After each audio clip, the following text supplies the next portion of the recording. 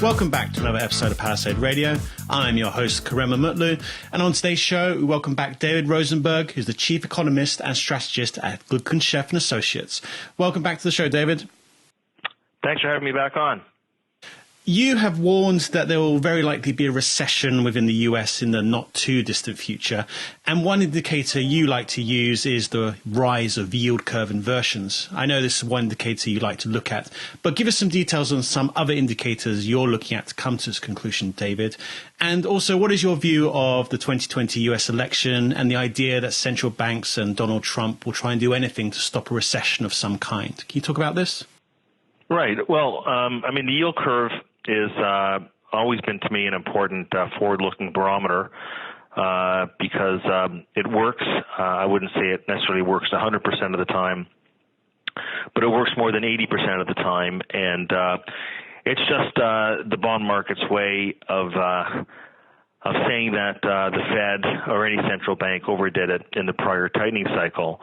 And I remember this happening in 2006, and everybody saying, well, it's different this time.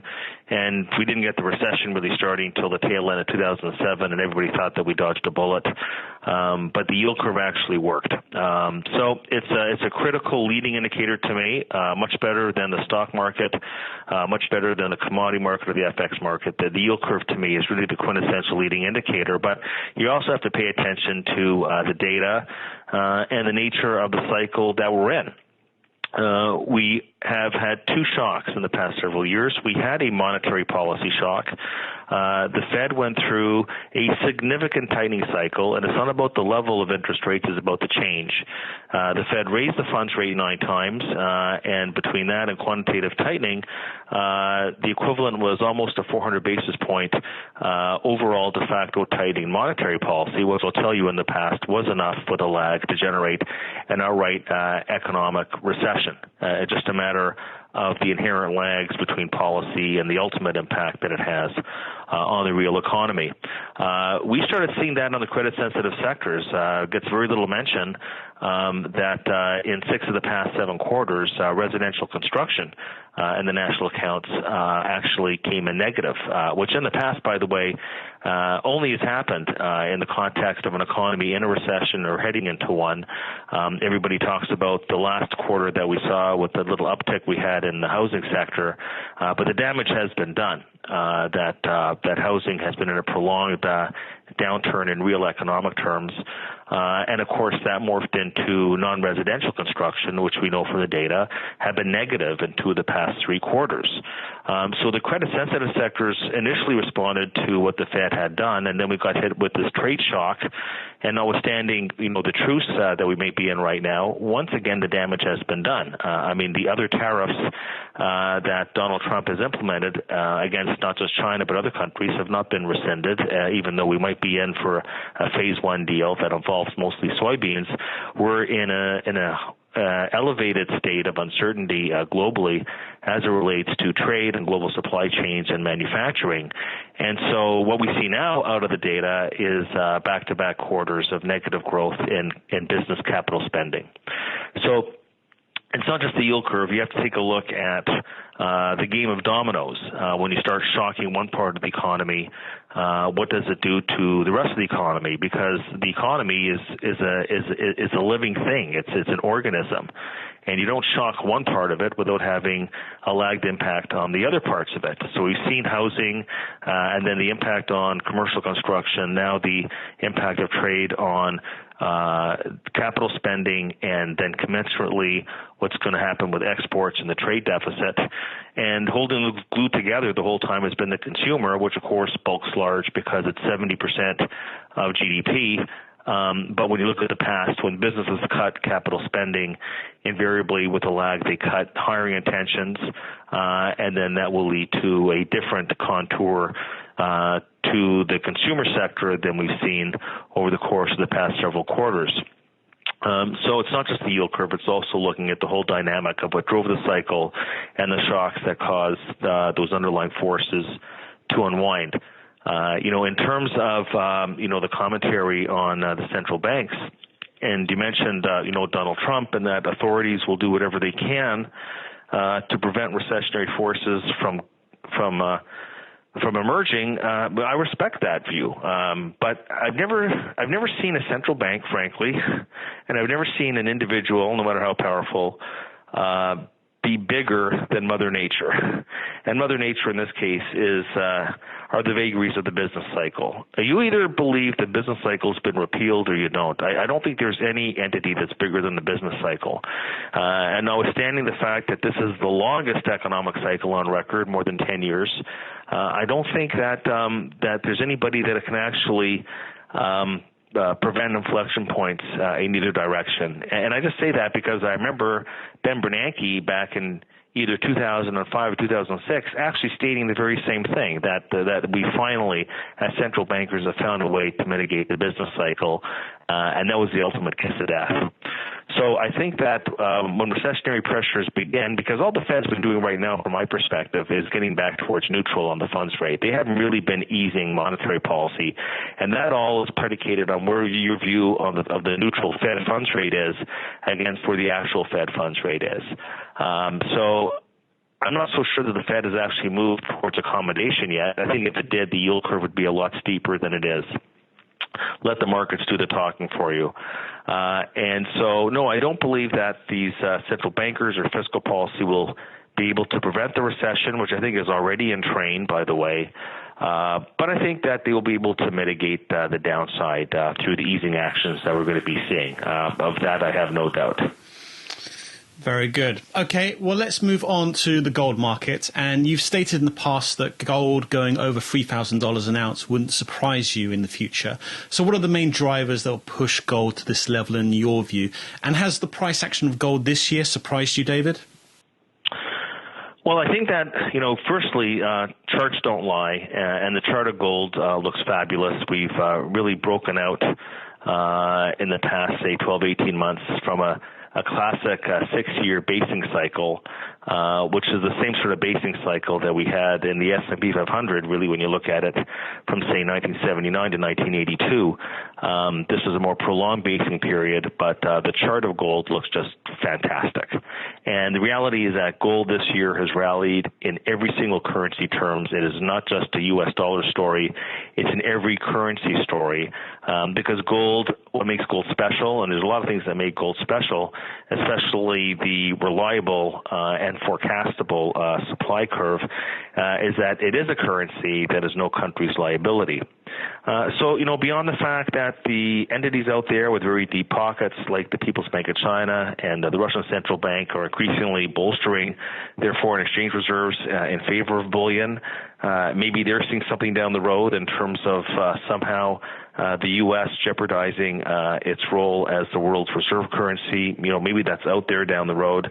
But let's just say that gold, like long treasury bonds, are a hedge, really, against uncertainty, against the likelihood that interest rates continue to go down, that the negative rates that came to Europe that were supposed to be there for emergency purposes have now stayed there for much longer, and that these pressures, if we go into a recession, which I think we will, the question becomes, what does the Fed do in that environment? The starting point on the Fed funds rate this cycle, and you could see that maybe what the Fed was trying to do was get to a high enough point where they could actually ease policy meaningfully in conventional ways in the next recession. And I think there's a lot of information to be had by the fact that the Fed got stopped out at 2.5 to 2 3/4. That's incredible when you consider that they got stopped out at 5.25% back in 2006. And that's what's interesting, is that when you're taking a look over the past 30 years, the peak in the Fed funds rate each cycle is peaking at lower and lower levels, and then in the easing cycle, it's troughing at lower and lower levels. And the previous troughs in the past 3 decades were 3%, then 1%, then 0 with QE. And what's it going to be this time around? I mean, remember that basically the floor, the zero floor, was the bottom in the funds rate in the last cycle. And the Fed was able to cut interest rates 500 basis points to get there before doing quantitative easing. And historically, the Fed cuts the funds rate 500 basis points in a recession. So if I'm right that we have a recession, if I'm right that it's not different this time, if I'm right that the business cycle has not been repealed, and this is all just a matter of timing, the question that you'd have to ask yourself as you're thinking about the gold market and what drives gold is what does the Fed do in the next cycle? And will the U.S. be able to escape the vagaries of negative interest rates? So remember, we peaked at 2.5 to 2 3/4 on the Fed funds rate. If the Fed historically has cut the funds rate 500 basis points just to deal with a plain vanilla recession, and you start to think of what the implications would be then for negative interest rates over here, gold is going to skyrocket. Because ultimately, the most perfect inverse correlation is between gold and interest rates.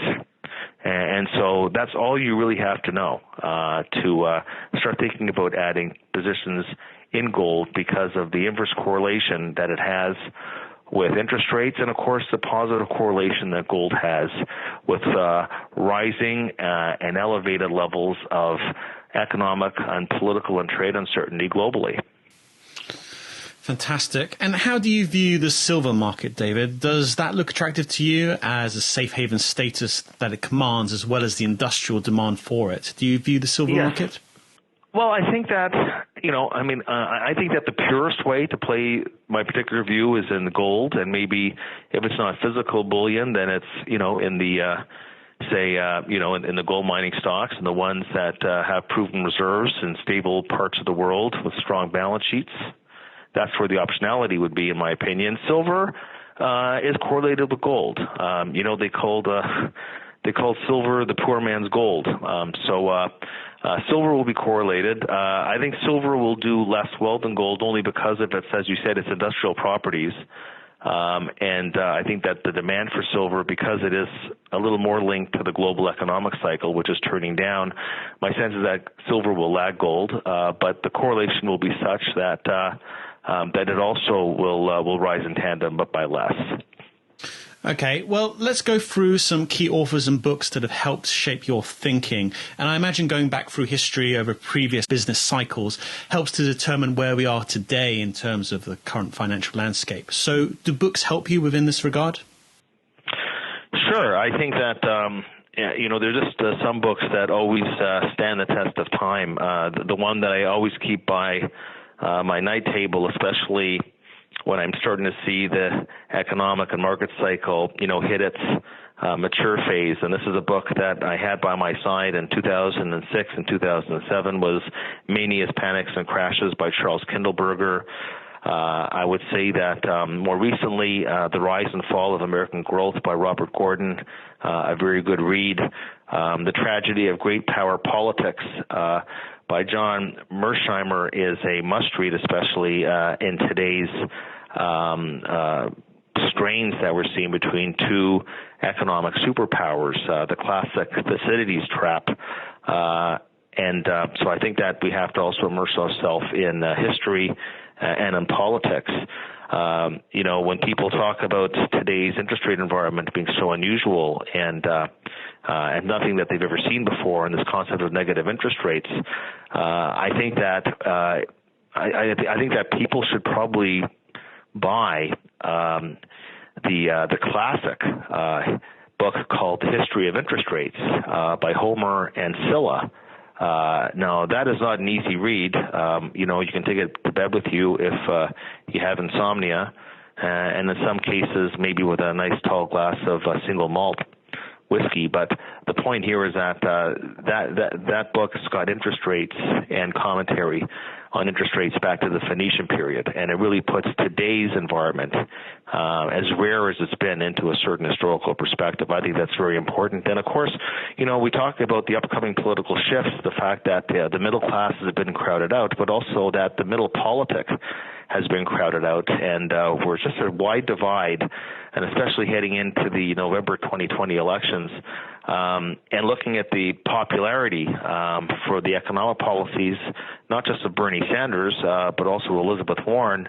I highly recommend this book. I recommend, and it's a tough read for any capitalist, but sometimes we have to move out of our comfort zone. But the book by Thomas Piketty, it's called Capital in the 21st Century. And it's all about what history tells you about the future when we've hit extreme levels of income and wealth inequality, and how that plays out in either the electoral process or otherwise. It's very foolish right now, no matter what profession you're in, to ignore what history has to say on this matter, and then what the solutions are likely to be. And there'll be winners and losers. But I would say right now, dust off Capital in the 21st Century by Thomas Piketty. That is a book you want to read. Very good. Some great recommendations there. Okay, as we begin to wrap up, David, is there anything else you'd like to share with our listeners today? Anything else on your mind? Well, look, I think that there is I said before, there's obviously a wide divide of political views right now. You just had an election in Canada, which, again, was very divisive and very unusual election outcome, where the party that won the most votes, the Conservatives, are in the opposition and the Liberals are in power. Of course, we have this upcoming election December 12th in the UK. We just had an indeterminate election in Israel, fragile coalition in Italy, and the big one is going to be obviously next year's election in the U.S. And so we have a lot of division here in terms of the political fabric, and we have a lot of division right now in the economics community. I understand that I'm in a minority view, but I would say that even if you don't share my view that a recession is imminent, recession risks are materially higher today than they were 6, 12, 18, or 24 months ago.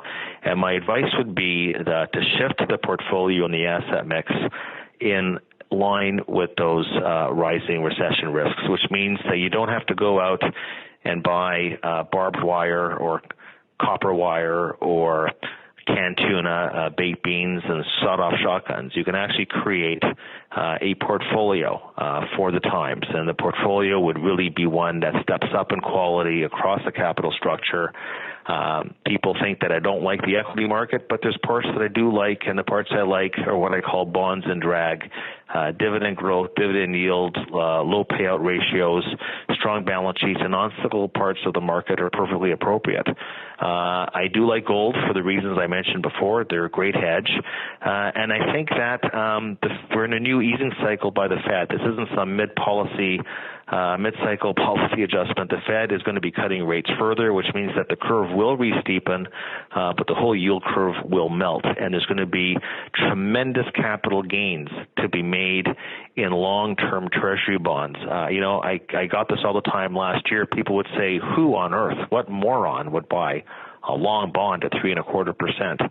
Well, these people don't understand convexity in the bond market, especially at low levels of interest rates. But the moron that wanted to buy the long bond a year ago was the moron that wanted to secure a 26% total return, because that's what the 30-year Treasury has generated in the past 12 months. And I say stick with that strategy.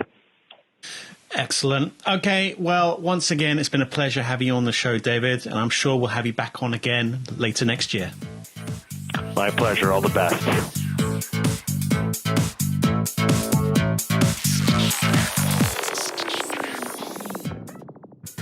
Think you understand the junior mining sector, and you think that the participants in the mining sector, junior mining sector, are good people and kind people, hit the bid.